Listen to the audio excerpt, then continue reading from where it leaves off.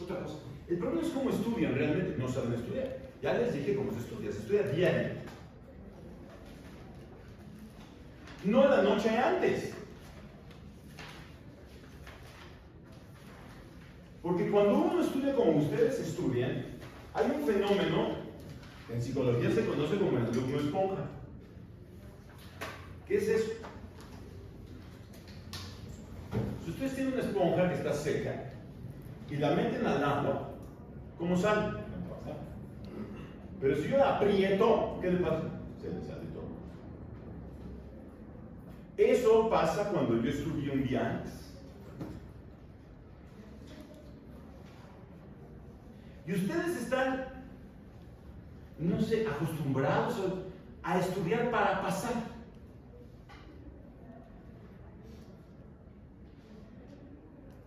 Y aquí, si yo me quiero dedicar a esto, a cualquier cosa, o sea, ser pastelero, tengo que estudiar para aprender, no para pasar. Porque en el momento que yo estudio para pasar, llega el examen, me salgo y me preguntan, oye, ¿qué contestas? ¿Quién sabe?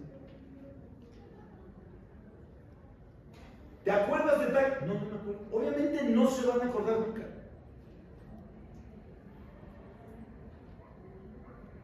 Otra pinche costumbre que tienen.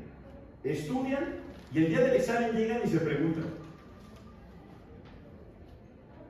Les dije eso que está pésimo, eso ya se los había yo dicho. Porque lo único que hacen es compartir la pendeja ignorancia del de enfrente. ¿Les pasó o no? A ver, ¿qué es esto? No mames, eso no lo estudié. ¿Qué resulta? Que ese pendejo salió peor que uno.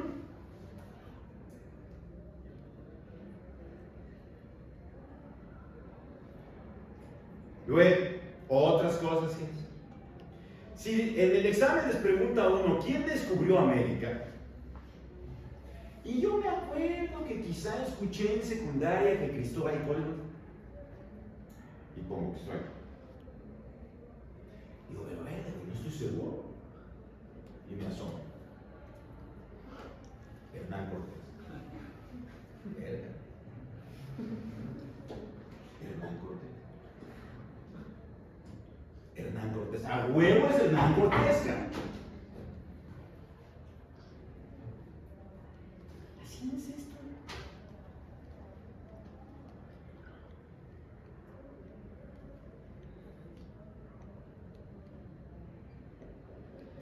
Y esto olvídense que sea para derecho, esto es para la vida.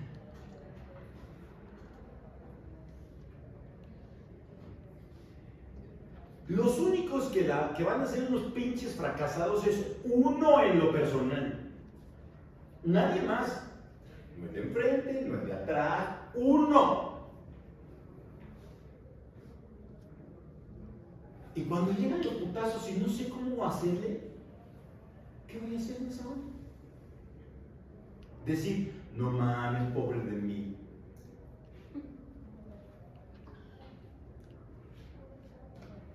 Y siempre es esto. Siempre responsabilizamos a otro. Nunca me responsabilizo yo. Nunca. ¿Quién es el que decide echar la hueva? Yo.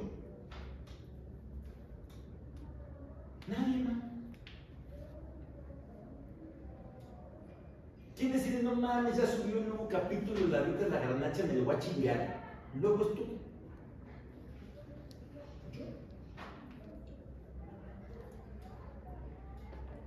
Y de repente dices, no, pues mira, aquí hay otro video, ya hay otro, o voy a oír música, o voy a ir, y ya pasó todo el pinche día.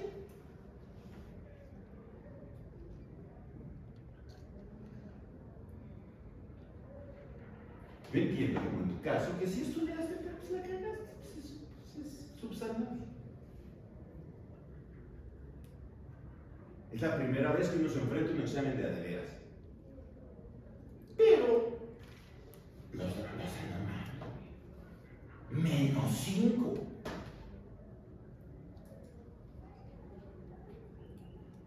Ni una pinche instrucción leer, ni siquiera una instrucción leer.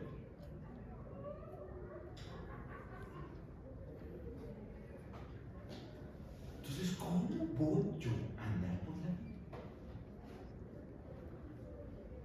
En lo que me dedique, ya insisto, yo ya descarto la abogacía, a lo que me dedique.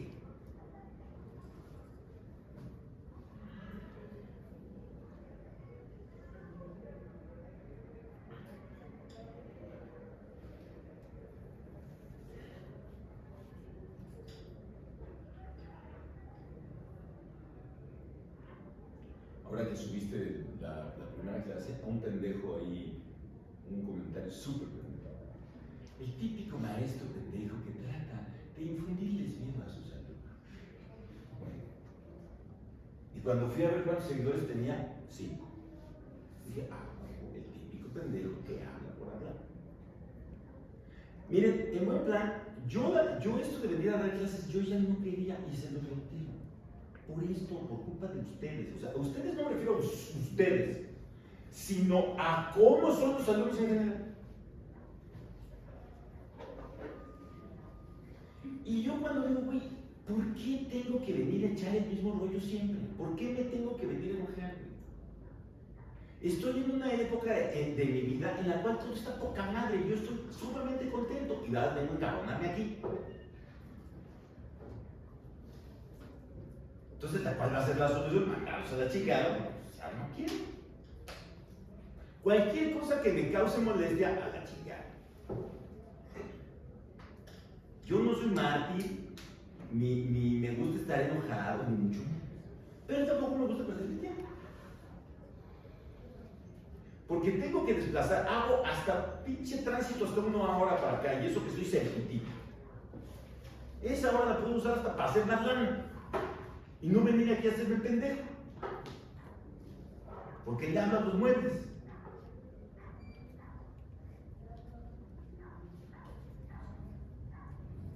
Y hasta perros oyendo.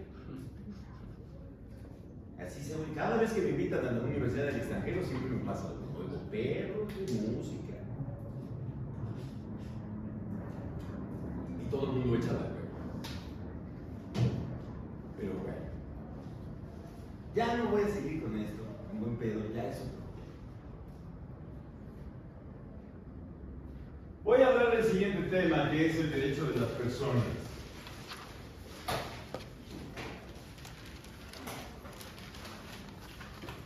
La concepción que actualmente se tiene de persona se identifica con el ser humano. Cuando yo hablo de una persona, me imagino un ser humano. Sin embargo, incluso las legislaciones modernas a los seres humanos, por el simple hecho de nacer, por el simple hecho de existir, les dan la categoría de personas. Pero en el derecho romano no era así. La etimología de la palabra persona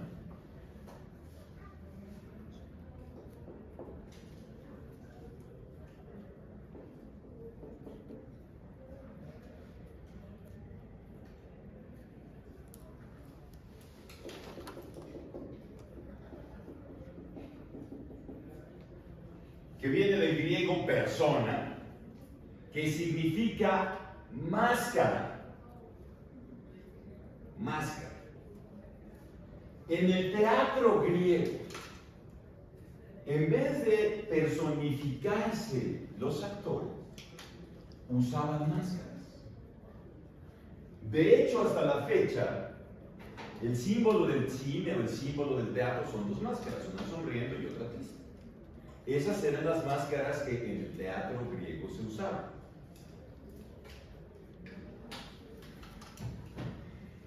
¿Y por qué se adoptó el término persona, máscara, para designar a las personas? Porque el derecho,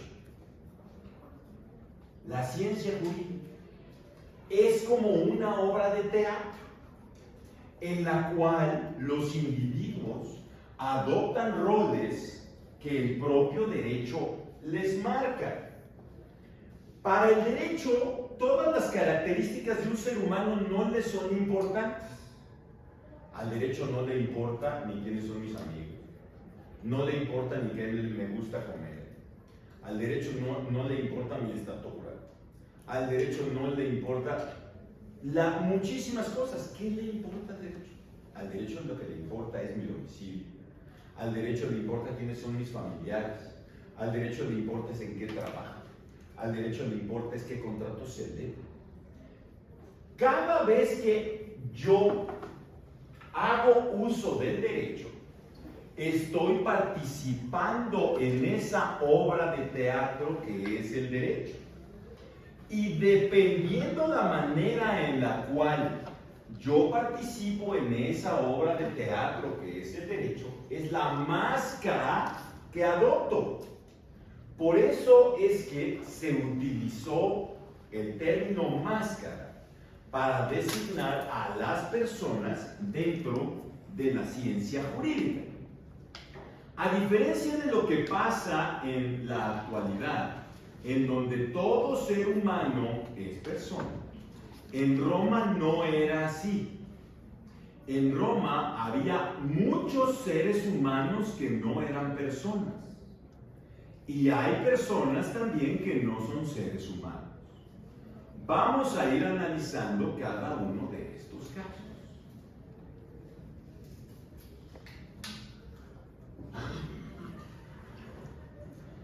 Para ser persona, que el derecho actual, sobre todo Kelsen, ¿ya les dejaron leer Kelsen?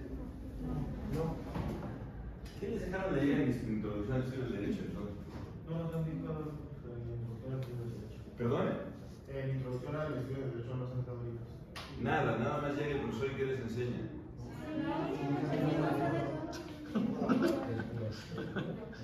¿Cómo? ¿Les deja lecturas entonces no les deja leer? No entiendo.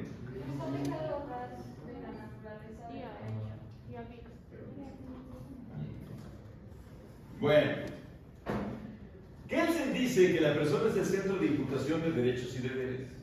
Kelsen es de los más importantes pensadores jurídicos del mundo, de la historia. Entonces, él define a la persona como el centro de imputación de derechos y deberes. En Roma, para poder ser persona, el derecho exigía que se cumplieran ciertos requisitos. Si yo no tenía todos esos requisitos, no era persona. ¿Qué requisitos exige el derecho romano para ser persona? 3 requisitos.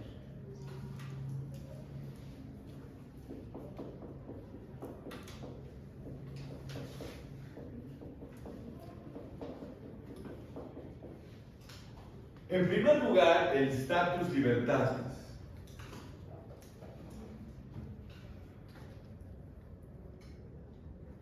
El status libertatis significa que yo, para ser persona, debo ser libre. Los esclavos, y esclavos se escribe con S y V, esclavo, porque hay quien lo escribe con X. Yo he visto cada cosa. Y un exclavo es alguien que fue clavo. Ya no es clavo, ahora puede ser tornillo, pero fue clavo. Entonces, los esclavos no podían ser personas. El primer requisito era ser.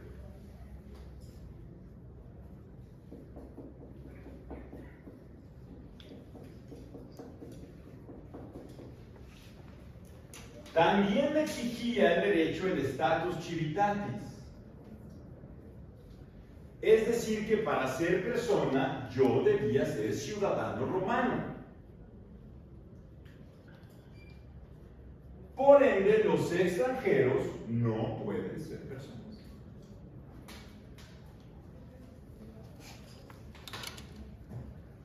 Y por último,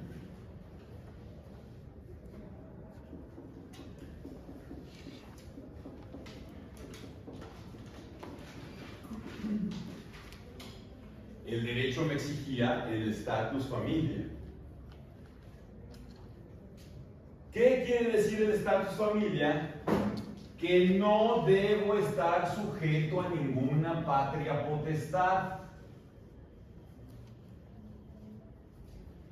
Por ende, ¿quiénes son las únicas personas en Roma? Los patres. El único que es persona en Roma es el pater familias. Si yo tengo alguno de estos estatus, pero no soy persona, entonces lo que tengo es una disminución de mi capacidad que se llama capitis de minutio.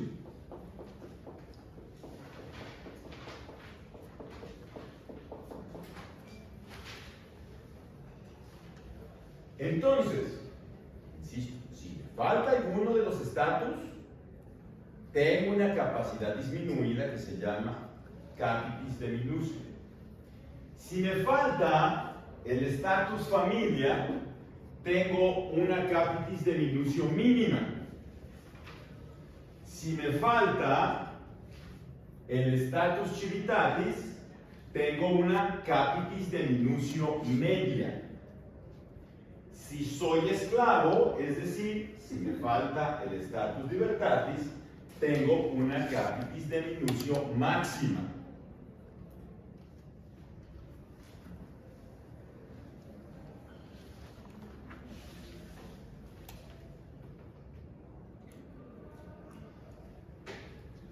Ahora bien,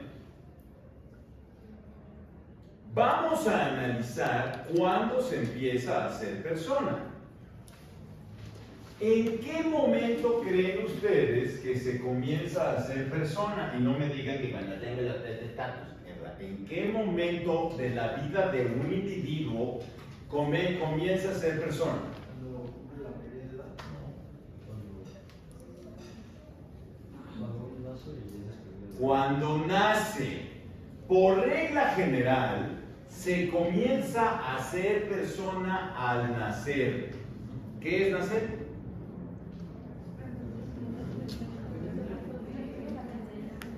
El acto de... no sé qué es eso. El acto de que tu mamá, ¿qué? ¿Cómo que te dé a luz? ¿Te avienta con la lámpara? Se desprende el condón umbilical. O sea, no es cierto, ahí ya nací.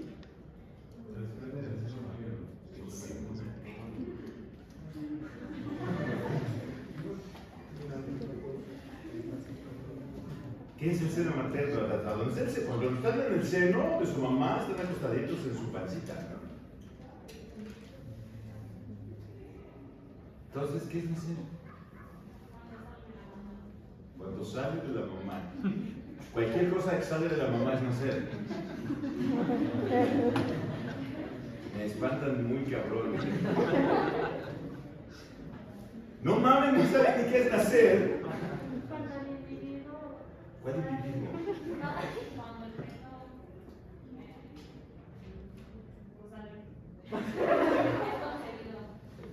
¿Es concebido? No mames, entonces imagina nacer, entonces no lo puedes ni abortar. En el momento que es concebido ya nació, pues.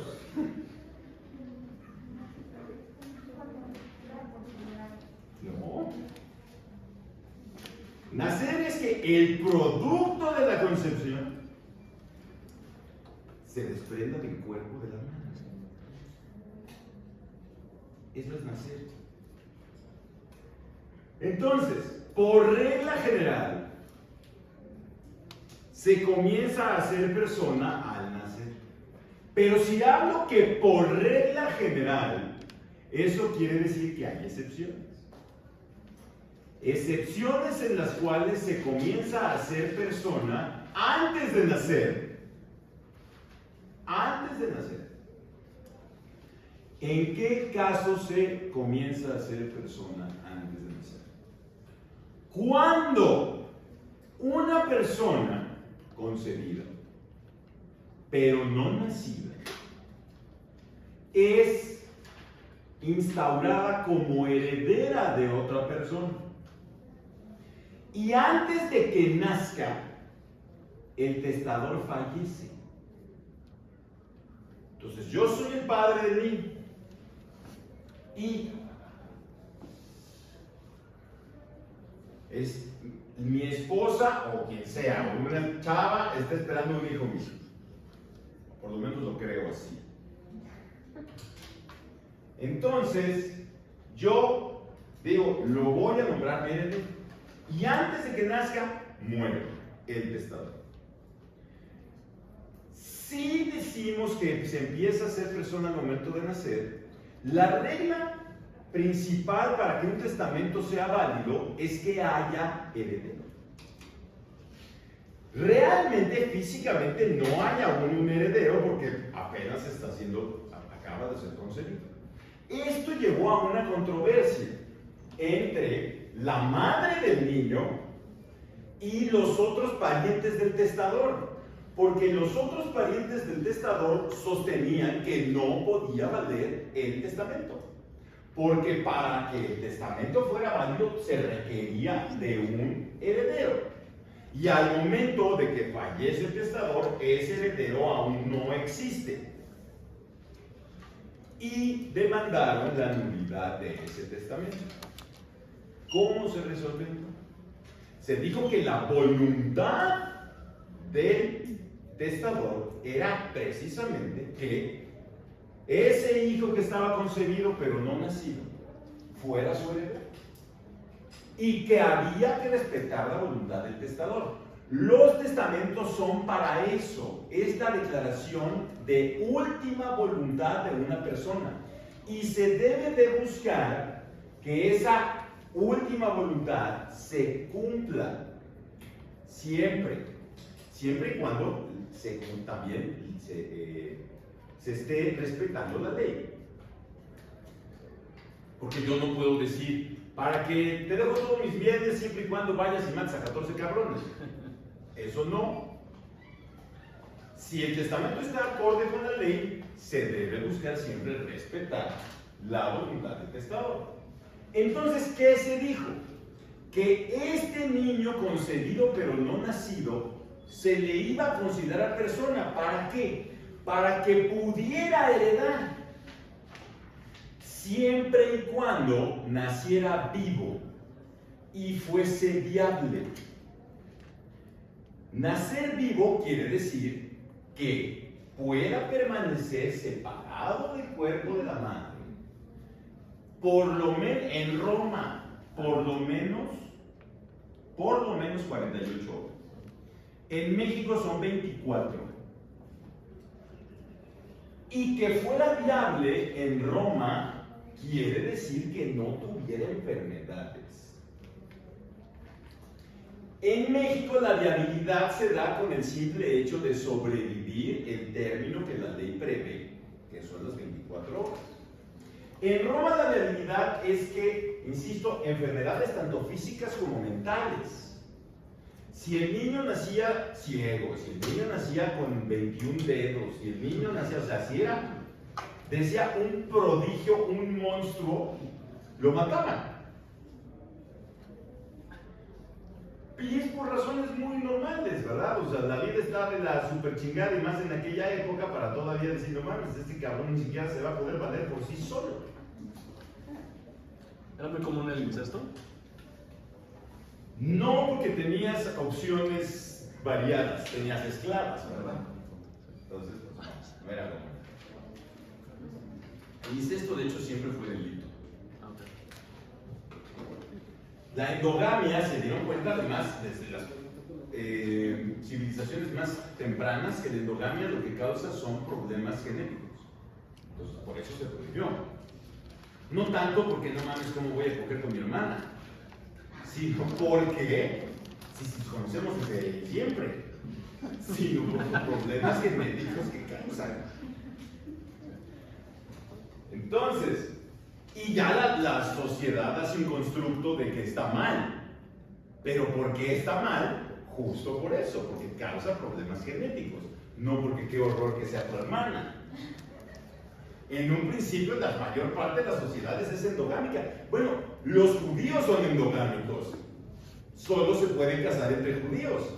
los judíos dentro de poco tiempo, como cada vez se están haciendo más chiquitos, van a desaparecer. Ellos solitos están provocando que los judíos se extingan por su propia locura y práctica. Bueno, entonces, esta situación, esta figura en la cual al concebido pero no nacido se le considera como persona antes de nacer, para que pueda heredar, esa figura se llama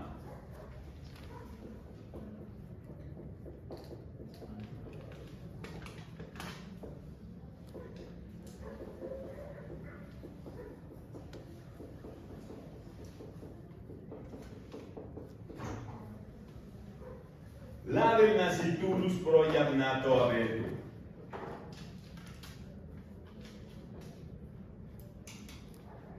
Nasciturus proiamnato habetur, que es justamente el nasciturus, la posibilidad de conseguir, de considerar persona a un individuo que aún no ha nacido, pero que fue nombrado como heredero y el testador fallece antes de que nazca. Es una excepción que la ley le concede. Curiosamente, hace muchos años, cuando promovimos la despenalización del aborto en la Ciudad de México, esta figura, muchas personas pro vida la utilizaron para decir que no se podía aprobar el aborto en virtud de que ya era persona desde antes de nacer. O sea, dicen muchas cosas. Yo tuve un enfrentamiento con el cardenal de esa época porque me decía, es que ¿cómo es posible que tú defiendas esas cosas? Porque pues yo tengo atento mis saberes, un doctorado en Derecho Canónico. Y le dije, mire cardenal, hay que entender, la ley se hace para todos, no se hace para los católicos. Digo, y además hay otra cosa. Yo no le veo ningún problema porque seguramente las señoritas católicas todas llegan vírgenes al matrimonio. ¿Para qué discutimos esta mamá? Se puso en el computador. Bueno, entonces, este es el primer caso y hablamos de cuándo empieza la personalidad. Ahora bien, ¿cuándo termina la personalidad? Cuando la persona fallece. Por regla general, con la muerte de la persona. Por regla general. Eso quiere decir también que hay otra excepción, en donde va a dejar de ser persona después de la muerte. Después de la muerte. Y no es que vayamos a hacer una sesión espiritista para preguntarle su voluntad. Que digamos, manifiéstate y jálame los pelos y cosas así. Esto se presenta en el caso en el que el testador y el heredero fallezcan en el mismo evento. El testador y el heredero fallezcan en el mismo evento. Aquí me detengo. ¿Qué es evento? Pinche español. ¿Qué es un evento? Una situación. Un hecho. Organizado. Un hecho organizado. Acontecimiento organizado. Yo leo en muchos pósters, en muchas pendejadas que pegan, te invito a mi evento, ¿no? Nada más que es el problema de no saber español. ¿Qué es algo eventual? Que puede pasar. ¿O no? No es seguro. Ok, no es seguro si puede pasar o no, lo eventual, ¿no? Ok. ¿De dónde viene la palabra eventual? Pues de evento, ¿verdad? Entonces, ¿qué es un evento? Es una situación que se puede presentar o no. ¿Puedo organizar un evento? No. En el momento que lo organizo, ya no es evento, porque ya sé qué va a pasar. Para que sea evento, no debo saber si va a pasar. Puede ser que sí, o puede ser que no. Eso es un evento. Esa es la eventualidad. Estamos ante un evento, ante una eventualidad. Entonces, ¿qué es un evento? ¿Qué casos hay de eventos? Hay un chingo, un incendio, un terremoto, un naufragio, que se estrelle un avión, un choque, que me atropelle. Todas esas cosas, no digo, hoy voy a salir a que me atropelle. Bueno, de quien sí. Los que andan en las pinches motos, los kamikazes del Rappi, güey, chinguen a su puta madre todos y cada uno de ellos. Todos los días estoy a punto de atropellar a 4. Ahorita que venía hacia acá, estorbando un pinche güey en su bicicleta a 2 por hora y bloqueando toda la calle. Le toco para que me deje pasar y se emputa. Y tú le dije, cabrón, ustedes se emputan porque vienen estorbando. O sea, ustedes vienen estorbando, pero si les tocan se emputan. Y luego dicen, ay, no me respetan. Tú tienes que respetar. Si yo estoy exigiendo respeto, lo primero que tengo que hacer es respetar. No puedo estar invadiendo el carril, no puedo estar deteniéndome, no me puedo pasar por todos lados como pinche lococa. Ya alguna vez me sucedió que había mucho tránsito en una calle, me dejan pasar, o sea, yo venía en una transversal, me dejan pasar y salgo lento, para ver si me dejan pasar del otro lado. Saco la trompa y un kamikaze de las pizzas, yo detenido, se me estrella el culo. Y lo veo volar 10 metros.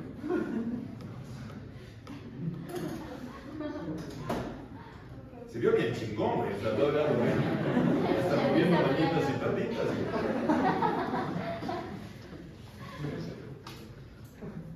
Eso, y además, eso ya fue hace muchísimos años, fue hace como 30 años esto que les platico.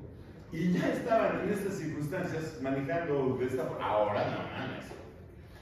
Entonces, un evento, reitero, es algo que puede pasar o no pasar.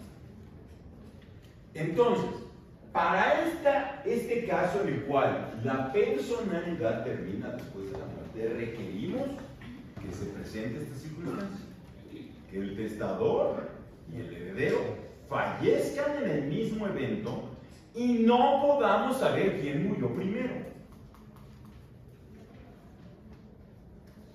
Cuando esto pasa, hay varias reglas.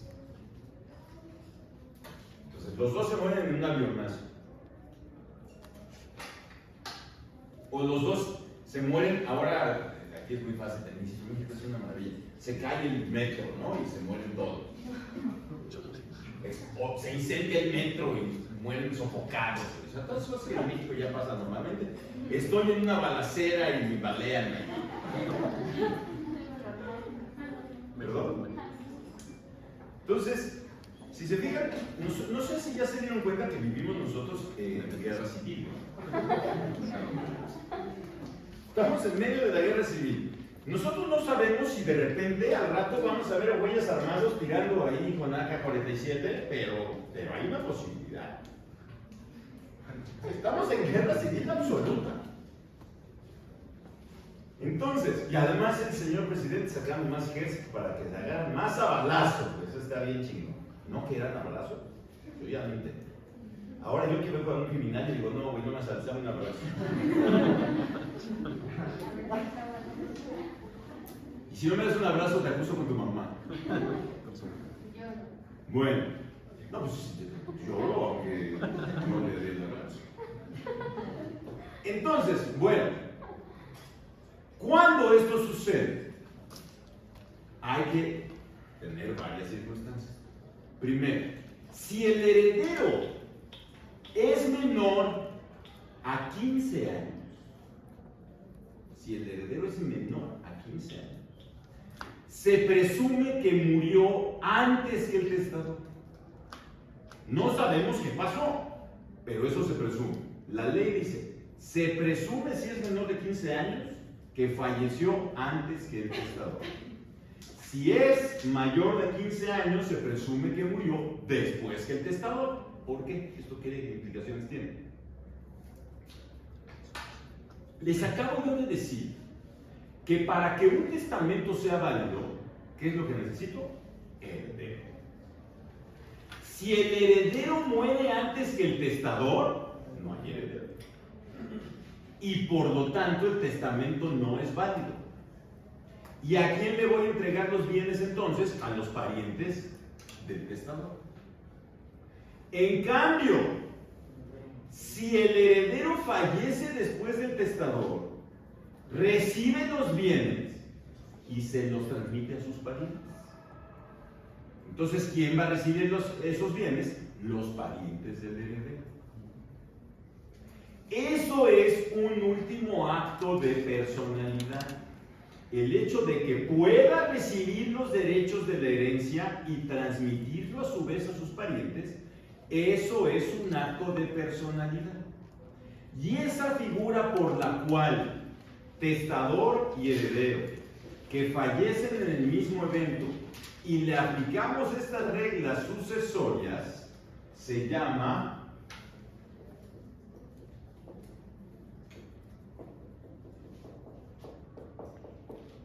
conmoliencia. Conmoliencia, que en español, que sé que ustedes no lo manejan, significa morir juntos.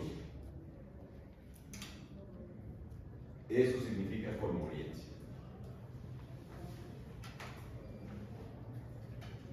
Entonces, ya tenemos las dos excepciones en las cuales se comienza la personalidad antes de nacer y termina la personalidad después de morir. Por regla general, la personalidad comienza en el nacimiento y por regla general, la personalidad termina con la muerte. ¿Está claro? Vamos a analizar cada uno de los requisitos que el derecho romano exigía para ser persona. Comenzando evidentemente con el status libertatis. Por lo tanto, vamos a hablar de la esclavitud.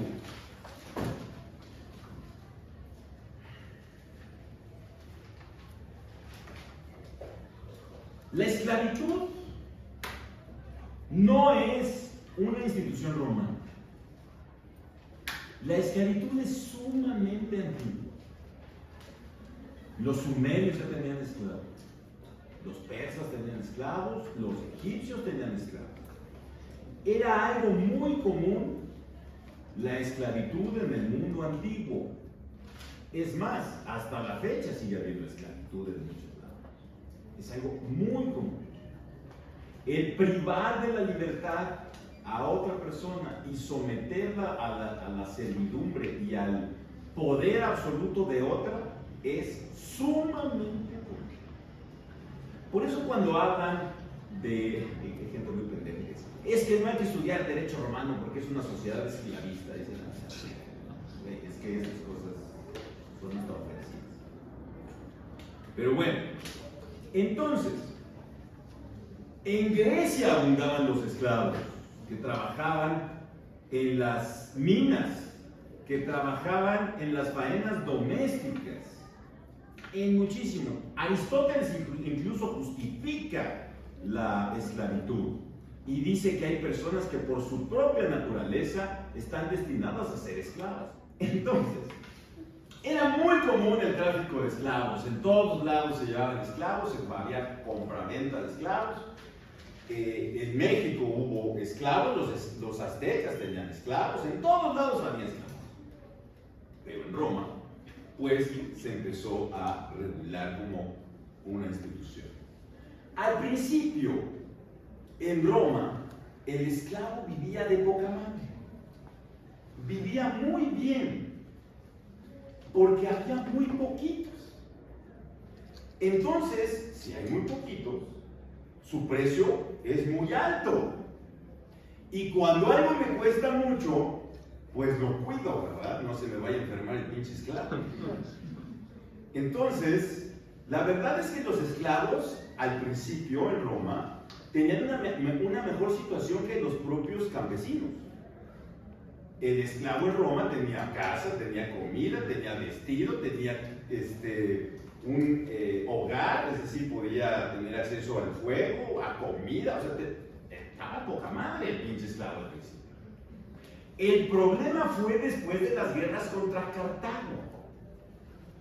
Cuando Roma vence a Cartago, puta, o sea, hubo millones de esclavos, miles, cientos de miles de esclavos. Y cuando hay tantos esclavos, la mano de obra esclava pues se abarata igualmente que antes, y es en ese momento cuando realmente empiezan a darse los abusos en contra de los esclavos. Por ejemplo, había una persona, Polión, que era sumamente rico. Y Polión, en sus jardines, tenía un pantano con cocodrilos. ¿Qué era lo más barato para darle de comer a los cocodrilos? Al esclavo portero, y no que jugaba fútbol, sino que abría la puerta. Al esclavo portero lo encadenaban en la puerta. O sea, huevos, si tiene que estar en la puerta, no se puede ir, ¿verdad? ¿Qué tal si llego y no me abre? Encadenado en la puerta. Otro cabrón que se llamaba Flaminio dio una fiesta. Y entonces empezaron a platicar y uno de sus invitados le dijo, oye, yo nunca he visto cómo se muere nadie. Ah, no, cabrón, a ver, ven tú, un pinche cuchillo. Así se mueren todos, igualito que ese cabrón. Entonces, en esa época es cuando se empiezan, insisto, a presentar estos efectos, estos abusos en contra de los esclavos. Pero la realidad es que también los esclavos tenían una participación bastante amplia en el mundo jurídico, porque había muchos esclavos muy brillantes y los amos decidían entregarles la administración de sus bienes a estos esclavos administradores, que eran sumamente buenos y que hacían crecer los negocios del amo. Incluso se empezaron a presentar clases sociales dentro de los esclavos. Estos esclavos administradores tenían esclavos para ellos. Entonces, obviamente, al participar en la vida jurídica de Roma, estos esclavos que hacían que la economía creciera y formaban parte de la propia sociedad romana. Hay que hablar, por lo tanto, de cuáles eran las causas de la esclavitud, cuáles son los motivos por los cuales una persona podía perder la libertad y convertirse en esclava de otra persona. En primer lugar, la primera causa de la esclavitud era el nacimiento. Nacer de una esclava.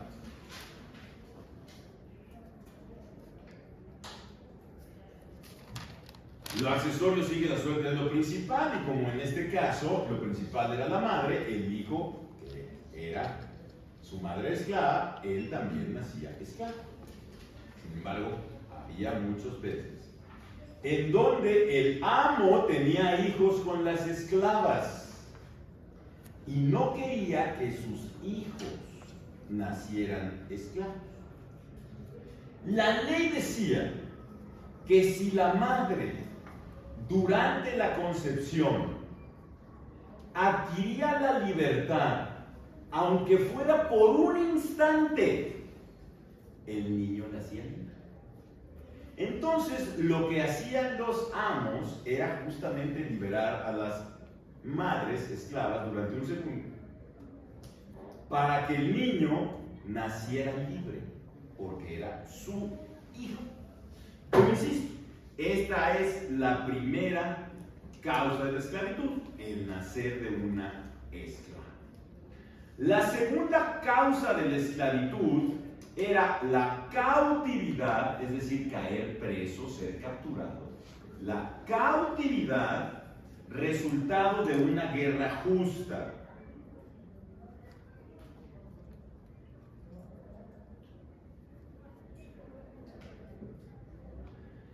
¿Qué es esto de una guerra justa? La guerra justa no es la que tenemos las mismas posibilidades de ganar o no. La guerra justa es la guerra declarada. Esa es una guerra justa. ¿Y quién podía declarar la guerra en Roma? Solamente el Senado. Entonces, igual que en México la declaración de guerra la emite el Senado, no el presidente de la República, aunque Cacas cree otra cosa. Es el Senado de la República. Y entonces el Senado romano era el que emitía la declaración de guerra. Todos los que eran capturados del bando contrario, todos los que eran capturados se volvían esclavos. Todos. Siguiente causa de la esclavitud, dime. Si, por ejemplo, capturaban al representante de otra cantidad o otra civilización, también era. ¿Cómo que al representante? Yo soy el representante de los persas, ¿cómo? No sé cómo. Pues no sé yo tampoco, ¿qué me quieres decir? El rey ¿Al esclavo, a huevo? era esclavo. Pues a huevo. Todos. El que cayera.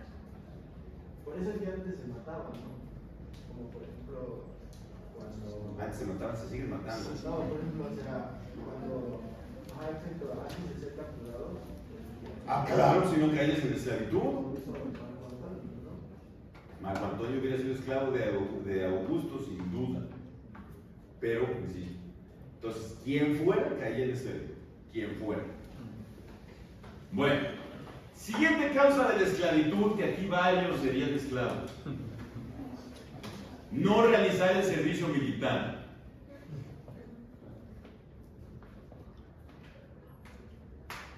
Todo aquel ciudadano que no cumpliera con el servicio militar caía en esclavitud. Claro que el servicio militar en Roma era verdaderamente ir a dar chingadazos con espada y escudo, ¿verdad? No ir aquí por los tacos del pinche sargento que está crudo y marchar y tomar distancia y hacerme pendejo. Eso, no, y que me grite el pinche soldado. No, eso, así no. Siguiente causa de esclavitud. No pagar una deuda. Ya todos aquí serían esclavos. El acreedor adquiría al deudor que no le pagaba como esclavo. Lo podía vender. ¿Cómo era? Cuando caían en este punto de no pagar una deuda, ¿eran liberados después de pagar una o se quedaban todos? Para siempre. Bueno, se podría llevar como de que comprar al esclavo y después ellos lo liberan, los nuevos dueños. Por una razón, para evitar eso, se le vendía a los pueblos vecinos. Entonces, se los vende un pinche salvaje, güey, y pues ahí se lo llevan y ya. ¿Ah? Bueno, el lunes no ven